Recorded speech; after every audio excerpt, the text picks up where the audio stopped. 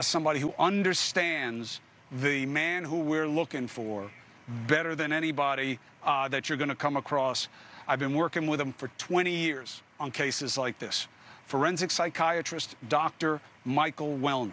Homicide cases, mass homicides, decades of experience. It's good to see you, Doc. Hi, Chris. I would say that his family probably understands him a lot more, and we have to speculate, but I think there's a lot understood about mass homicide that we can learn from, and there are clues in the facts that we have available to us. Oftentimes we're dealing with younger people who are long alienated, and they identify with destructiveness, and then they do something to gain notoriety, and they really go after killing as many people as they can in order for them to become super anti-notorious people. But this is different. We have a story of someone who was, by all accounts, connected to employment, to other people, but we're hearing that over the last several months he had a very pronounced decline. We're hearing that he was hearing voices, and so that's consistent with someone who's experiencing psychosis and a psychotic break. But it's a little tricky because when you hear voices and you have a psychiatric background, one of the things you'll think of immediately is schizophrenia.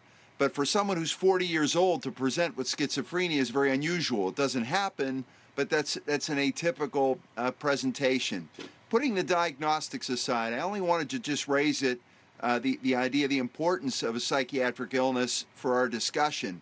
But the target, the choice of a target, for somebody who may have a psychiatric condition is not going to make sense to us, but it will make sense to him. And if he had irrational ideas of persecution, that's going to be where his persecution was focused. If he was, for example, hearing voices, as some close to him have said, people at the bowling alley, they may have made no sense, but this may have contributed to him zeroing in on people at the bowling alley, people at the bar, as folks that he felt he wanted to target and take out at a time when he was ready to die. In my experience, why does this happen? It happens in someone who's long, this doesn't snap, long identified with destructiveness, and becomes increasingly isolated as his personal condition declines and has destructive fantasies.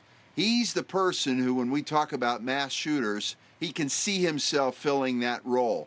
But it's rejection, romantic rejection, in my experience, that's a trigger to an individual like this that says, you know what, I'm ready to go, and this is how I'm going to do it. It's tragic. And when folks are surprised and say, well, why did we miss this? It's because such an individual becomes so invested in the destructiveness that he makes sure nobody finds out what he's planning. And that includes psychiatrists. Yes, he may have been sent for observation, but if this is something that he was thinking of, in all likelihood, he made sure that no one found out, even if he was psychotic. So we have to consider all of these things, especially if we think, well, would we have turned him in? You have to know something to turn someone in, and he may have revealed very little, but made a decision to do this. Now, of course, what's happening now, many instances like this end in suicide. So it wouldn't surprise me, based on professional experience, to see it end that way. Yeah, because he didn't wait and do suicide by cop, fight it out to the end. He took off. Help the audience understand, everything will make somewhat sense to people, but why not just kill yourself? Not that I would wish that on anybody, but what is the distinction in your experience between deciding, that's it, I've had it, it's time to go to me, versus, and I'm going to take other people out first? The mass shooter identifies with destructiveness as a matter of his masculinity. It's not a female phenomenon. You'll have an isolated woman who does it, but it's a masculine phenomenon of a man who identifies with destructiveness, and someone who has some degree of alienation collects grievances, says, this is why my life is a mess. It's not my fault, it's this person's fault. these people said these things about me, these people isolated me, these people ruined me, these people were responsible for my girlfriend breaking up with me, or whatever, me losing my job. And so you know what?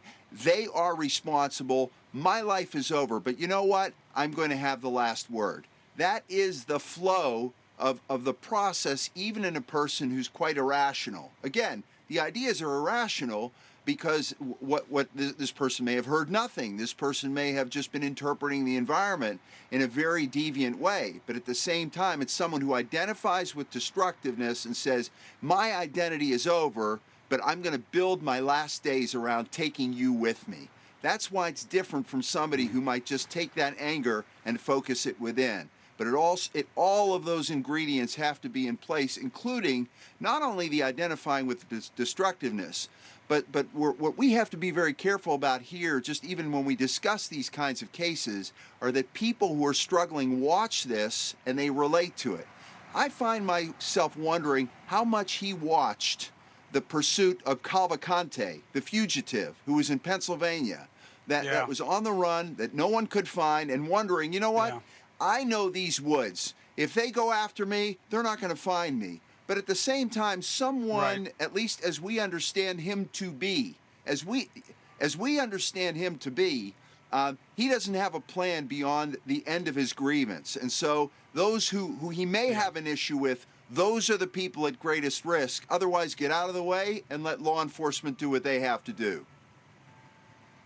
Dr. Welner, thank you very much. Hey, thank you for watching. Please go to newsnationnow.com, newsnationnow.com, and you can find News Nation on your television provider. And don't forget to click the red subscribe button down below.